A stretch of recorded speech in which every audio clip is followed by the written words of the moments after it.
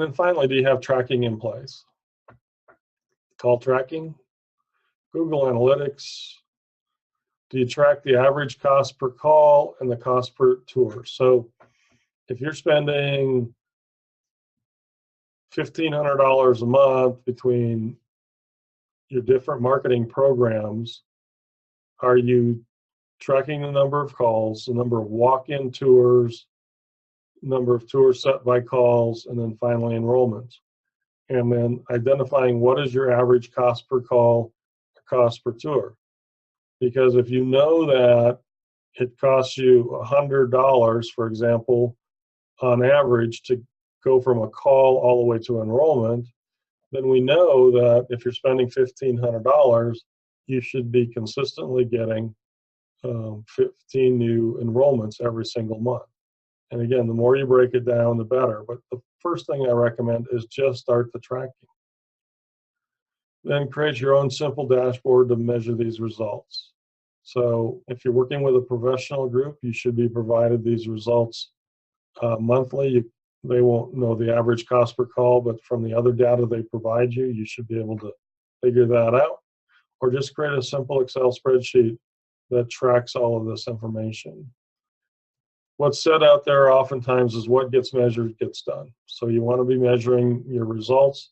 And remember, it's more important to start tracking today than it is to get it all right initially. Because if you start the tracking, and if the only thing you do is track the number of calls that you get every day and how many of those turned into tours, track the number of walk-in tours, that's going to start to get you some numbers. Do that for a month and then look at your Google Analytics and you'll be able to fill out the rest of the information. And again, there is a seasonality to childcare, so make sure you take that into account for your best season and your worst season. And if it's too hard to track every single month, then you might consider just tracking quarters. Figure out what your average enrollment is going to be for the first quarter of the year, the second quarter, the third quarter, fourth quarter, and work off those numbers. But you got to have some numbers here to tell if your marketing dollars are achieving the goals. So call tracking can tell you a lot of things. So here, in this particular case, in this window of time here, there was 129 calls. 99 of those were unique. And of these calls, 21 came in between 9 and 10. 7 a.m. had 17 calls, and then interestingly enough, 6 a.m. had 9 calls. So the question I would have there, and remember, these are called tracking numbers. These are unique numbers that only show up when they search for your website. So in a perfect world, these are people looking for childcare.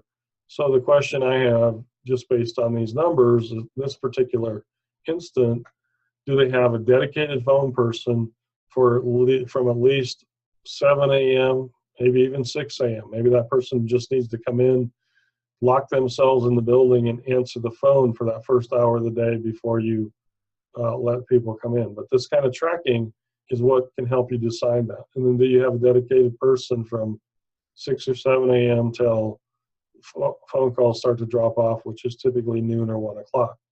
Everybody's profile is going to be different depending on where you're at in the country.